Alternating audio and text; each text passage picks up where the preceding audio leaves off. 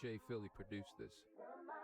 What's up, y'all? It's your boy Marcel P. Black, and this is episode 10 of A Black Love Story.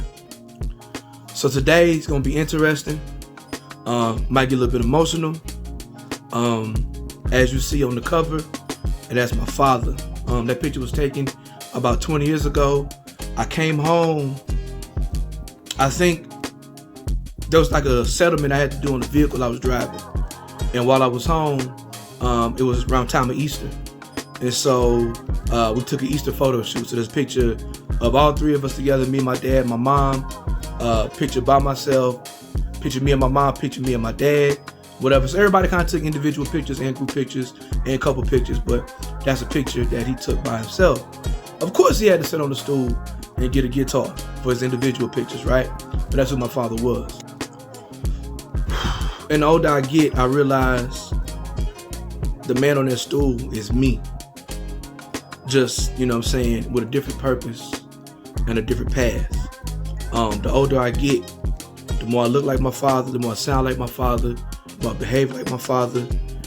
And it's actually a lot, but it's a process and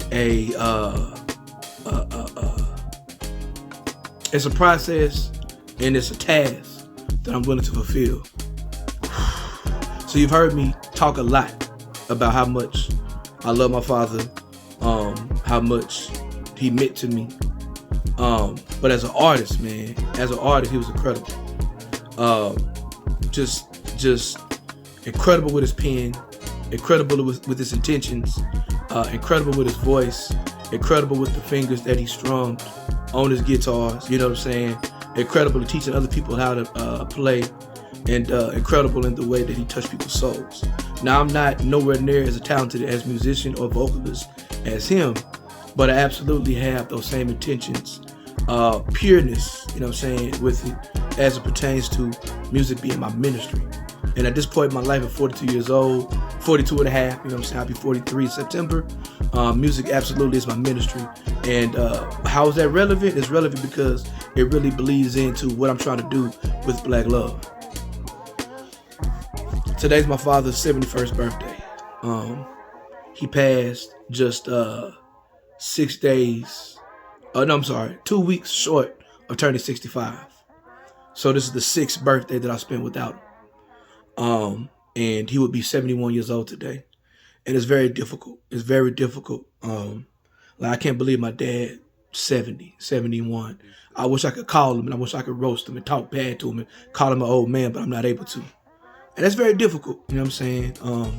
I haven't spiraled like I normally spiral, but I absolutely have been feeling it. It's been heavy on me. I didn't go to work today because it's very heavy. But Black Love is a celebration of my father in a way that I've never celebrated him before. And that's what this love story is about. My father never was crazy about rap music. Of course, you know, he knew I was into it. You know, he liked Busta Rhymes. He liked the music videos. He liked Missy Elliott because he liked the music videos. But he never got into rap. I don't think I ever know of him. He liked MC Hammer, you know what I'm saying, because of the Pray song. But I don't think I ever remember my dad listening to rap music on his own for fun. But he absolutely listened to my music. And I'm not going to lie to you, I didn't know how much he listened to my music until he passed away after my Uncle Jed told me. One of my biggest regrets is that we never got to work together. I remember one time we tried to record something, and it was so nerve-wracking for both of us that if y'all remember on my first EP, Only Child, song called Innocence, I wanted him to sing on Innocence, and it just never happened, you know, just because it was just really weird. You know, it was parts of ourselves that we never shared with each other. All of our musical interactions were, you know what I'm saying, me watching him and like him listening to my music from afar. He never got to see me perform, you know what I'm saying? So it hits different now that I'm older, now that he's gone, that my music has to be more purposeful. It has to be more impactful. I have to be more careful about what I say, and the music is going to be my ministry. I have to speak from a very, very pure and important place. So with Black Love, I made a special point to not curse, as I said before, maybe either podcast right here. I don't know, I've said it a couple different times on camera. I made a special point not to curse. I made a special point to say no N-words, you know. And I definitely, you know, talk very roguish, you know what I'm saying, in real life or whatever, in other songs when I perform. But these particular songs, I made a special point not to use that language for the simple fact that if you heard Everything I Love was about me grieving my father during the pandemic. And it was a range of emotions. Some of us angry, some of us happy. I had songs about my wife. It was all over the place. You know what I'm saying? Songs about going to therapy. Songs about the first time I went and saw his tombstone a few months after he passed away. So it was very angry, very emotional. And I definitely used some curse words, you know what I'm saying? Even though it was, a song about a family member, a person who never cussed, never smoked, never drank, always was a positive person. This time, I feel like, the album came out September 2021. Here we are nearly 5 years later. And I feel like I'm honoring my father's legacy by making sure that it's a positive album, an uplifting album. And I've said this before, it's like for all the curses that I took out, the word God, you know what I'm saying, found its way into the music. And I didn't mean for it to do that, you know what I'm saying. Originally, I wanted Black Love to be me flipping soul samples, flipping R&B samples, or what have you. And then that went to me flipping bounce and flipping techno house and dance and pop and, you know what I'm saying, soul samples, no doubt, you know what I'm saying. But I got songs that are almost gospel songs, very spiritual, very praise and worship, you know what I'm saying. The title track Black Love turns into I guess you could say praise and worship gospel. I'm getting my Kirk Franklin on at the end of the record. And that's my father. And I didn't mean to do that. I really didn't, you know what I'm saying. And I really feel like that's my father speaking through me. And I take that very seriously. And that's the reason why I want you to hear this music. I take that very, very seriously. My father speaking through me through this music.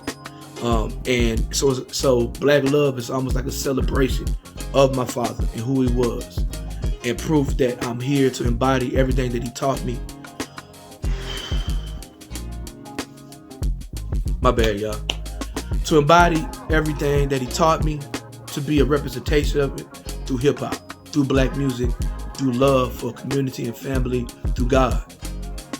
Black Love is definitely a love letter to my father, a love letter to the art that my father made, a love letter to the impact that my father and his music, and him giving me the gift of my music. And Black Love is absolutely that. Black Love is my love letter to gospel music, a love letter to Mighty Clouds of Joy, to the Williams Brothers, his favorite group of Slim and the Supreme Angels, quartet music that I love so much. And I don't really go to church anymore, right? That's because I suffered from church hurt as an adult. I'm gonna leave it like that. But the only time I really feel the spirit is when I hear the music. I can be totally in disagreement with some of the stuff that the pastor's saying, and looking into the church and seeing the different politics that's taking place, from the sexism to the misogyny to the anti-homophobia to the praising of white Jesus and things of that nature. But when I hear that music, Lord, ooh. When I hear that music, when I say it touches my soul and it speaks to me, so that's why I say, my saints who are more traditional Christians might not like this, but when I say, in hip hop, we say hip hop is a woman, right? We refer to her as, hip hop as her. But on Black Love, I say God is a black woman, and the proof is in the music. You understand what I'm saying? Deeper than just hip hop, it's spiritual. Hip hop is ancestor worship, and so gospel and church is absolutely ancestor worship. So when I hear music, it speaks to me, it covers me, it touches me, and that's what I want you to feel when you listen to Black Love. My father's been gone for over 6 years at this point. The last project he heard from me was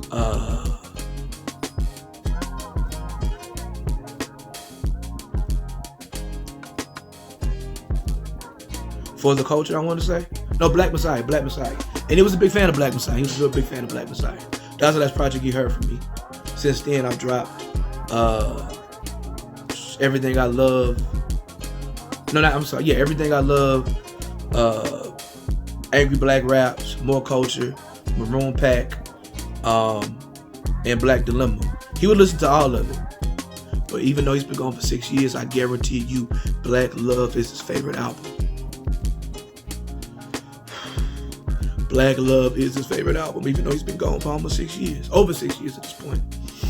This would be the album. My mom has never listened to my music. Maybe she'll listen to this because she watches this video. Hi, Mom.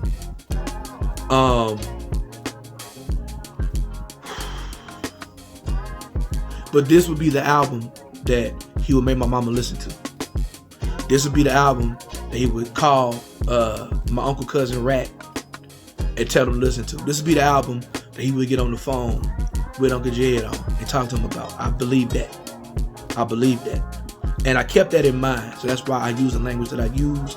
You know what I'm saying? And it felt good. I'm a teacher as well. My students are watching me. I'm a father as well. My father, you know what I'm saying? My children are watching me. And, you know, I still curse some of my other music, whatever, from the past or whatever, but it really feels good. And then as an artist, as a writer, it really pushed me to watch my language. It pushed me to use different words. And like I said, for every curse that I took out, for every N-word I took out, God came in there. Spirituality came into the music or whatever. So, you know, it's praise and worship music, especially towards the end, right? Especially towards the end, you're going to really feel the gospel vibes towards the end. So yeah, if you're watching this tomorrow, today's April 2nd, on my dad's birthday. And that's why I wanted to do this. I wanted to originally drop Black Love on Valentine's Day because it makes sense, Black History Month and Love Day. But I chose to drop it April 3rd, the day after his birthday, because Black Love is a gift to my father. Black Love is a gift to my father. If you're watching this after today, Black Love is out. I'm gonna make, of course, I hate making content, I really do. Because I want y'all to listen to music. I don't want this to be background music. I want you to listen to this music. Put it on your headphones, put it on in the car, like really vibe to it. If you old and you playing video games, cut the music on. This music is made to be listened to, not on reels, not skits. It's made to be listened to either live. Definitely come to my show, because I definitely go to church with it. But yeah, so if you're watching this after April 2nd, Black Love is out. MarcelPBlack.bandcamp.com. Tidal, YouTube, Spotify, Apple Music, Amazon, whatever you listen to music on, it's gonna be there. Black Love is a love letter to the love for music that my father instilled in me. The love for music is my ministry. So with that said, Black Love is a love letter to everything that made me black. Allah Mahabba, freedom. Jay Philly produced this. Yo, come on. Oh Lord. Black music is God's music. I can speak for you, but that's the reason I do it. Son of a gospel singer, grew up in the church when my daddy's music spoke to the pain and the hurt.